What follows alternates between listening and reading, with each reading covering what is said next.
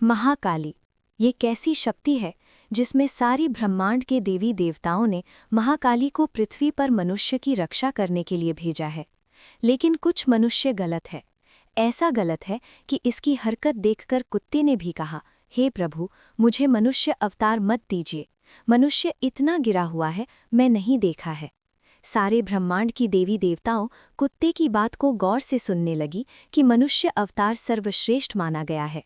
लेकिन ये कुत्ता क्यों इतना मानव के लिए बुरा सोच रहा है?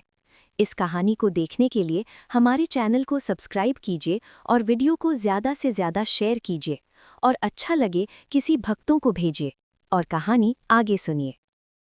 स्वर्गलोक में एक दिन अद्भुत दृश्य था। चारों ओर दिव्य प्रकाश फैला हुआ था। देवताओं की स्वर्णिम सभा सजी हुई थी। ब्रह्मा, विष्णु, महेश, इंद्र, नारद सभी देवता अपने अपने आसन पर विराजमान थे। उस दिन विशेष सभा बुलाई गई थी। इसी बीच यमराज पृथ्वी लोक से एक आत्मा को लेकर स्वर्ग पहुंचे। देवताओं ने देखा यमराज के साथ एक कुत्ते की आत्मा थी। सब चकित हो गए। इंद्रदेव बोले, हे यमराज, ये कौन है? ये तो एक पशु है, इसे स्वर्ग में क्यों लाए हो? यमराज ने विनम्रता से कहा, हे देवताओं, इस कुत्ते ने पृथ्वी पर बहुत अच्छे कर्म किए हैं। इसने किसी को कष्ट नहीं दिया, सदा सच्चाई और सेवा का मार्ग अपनाया, इसीलिए इसे स्वर्ग में स्थान मिला है। देवता प्रसन्न हुए। तभी भगवान विष्णु ने कहा, वत्स, अब तुम्हें मनुष्य योनि में जन्म दिया जाएगा ताकि तुम और ऊंचाई प्राप्त कर सको। ये सुनकर कुत्ता घबरा गया। वो हाथ जोड़कर बोला, हे प्रभु, मुझे मनुष्य मत बनाइए, किसी और योनि में भेज दीजिए, पर मनुष्य नहीं। सब देवता आश्चर्य में पड़ गए। ब्रह्मा जी बोले, वत्स, मनुष्य जीवन तो सबसे श्रेष्ठ माना जाता है, फिर तुम क्यों डर रहे हो? कुत्ते ने गंभीर स्वर में कहा, प्रभु, मैंने पृथ्वी पर मनुष्यों का असली रूप देखा है। वो बाहर से अच्छे लगते हैं, पर अंदर से बहुत क्रूर होते हैं। और फिर उसने अपनी कहानी सुनानी शुरू की। प्रभु, मैं पृथ्वी पर एक गांव में रहता था। वहाँ एक गरीब किसान रहता था। उसका एक छोटा सा घर था। दिन भर मेहनत करके वो अपने परिवार का पेट पालता था। उसके परिवार में वो, उसकी पत्नी और उसकी बेटी थी। उसकी बेटी बहुत सुंदर, संस्कारी और मेहनती थी। वो अपने पिता के हर काम में हाथ बटाती थी। पर गांव के कुछ लोग बहुत नीच थे। वे उस बेटी को लेकर गंदी बातें करते, झूठे आरोप लगाते, उसका और उसके परिवार का अपमान करते। मैं ये सब रोज देखता था। लड़की जब अकेले बाहर जाती तो लोगों की बुरी नज़र उस पर पड़ती। ये सब देखकर मेरा मन दुखी होता था।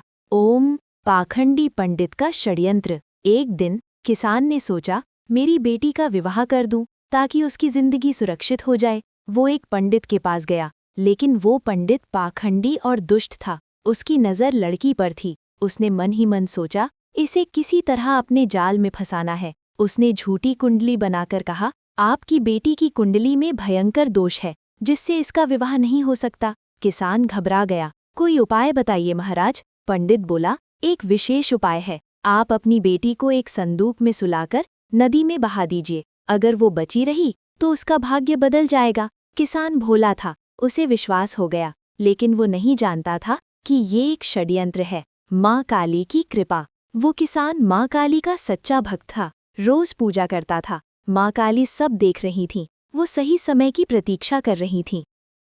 राजा का आगमन। उसी दिन पास के राज्य का राजकुमार शिकार पर निकला। उसने नदी में एक बहता हुआ संदूक देखा। उसने सैनिकों से निकलवाया। जब संदूक खोला गया तो अंदर वो सुंदर लड़की थी। राजकुमार चकित रह गया। उसने पानी छिड़का, लड़की होश में आई। उसने सारी कहानी सुना दी। राजकुमार क्रोधित हो गया। पाखंडी को दंड। राजा ने योजना बनाई। उसने जंगल से एक भूखी शेरनी मंगवाई, उसे उसी संदूक में बंद करवाया और नदी में बहा दिया। पंडित के शिष्य ने वो संदूक निकाल लिया, कुटिया में रख दिया। पंडित आया। उसने शिष्यों से कहा, मैं अंदर जाऊंगा, कोई मत आना। जैसे ही उसने संदूक खोला, शेरनी बाहर निकली और उसे मार डाला। ये उसके कर्मों का फल था। सुखद अंत। राजा ने लड़की से विवाह किया। गरीब किसान को सम्मान और धन मिला। सब सुखी हो गए। ये सब माँ काली की कृपा से हुआ। स्वर्ग में वापसी। कुत्ते ने कथा पूरी की। वो बोला, हे प्रभु, मैंने ये सब देखा है, इसीलिए मनुष्य जीवन से डरता हूँ। भगवान विष्णु मुस्कुराए, वत्स, संसार में बुरे लोग हैं, पर माँ काली जैसी शक्तियाँ भी हैं। जहाँ भक्ति है वहाँ न्याय अवश्य होता है। महाकाली का संदेश। तभी आकाश से माँ काली की वाणी गूंजी, मेरे बच्चों, जो सच्चे मन से भक्ति करता है मैं उसकी रक्षा करती हूँ। जो छल करता है वो स्वयं नष्ट होता है। याद रखना, अच्छे कर्म करो, सच्चाई पर चलो, किसी का बुरा मत सोचो, रोज पूजा करो, माता पिता का सम्मान करो, मैं हर समय तुम्हारे साथ हूँ। निष्कर्ष। इस कथा से हमें सीख मिलती है, कर्म कभी व्यर्थ नहीं जाते, भक्ति कभी खाली नहीं जाती, माँ काली अपने भक्तों को कभी नहीं छोड़ती। अधर्म का अंत निश्चित है। जो माँ काली पर विश्वास करता है उसका जीवन स्वयं उज्जवल बन जाता है।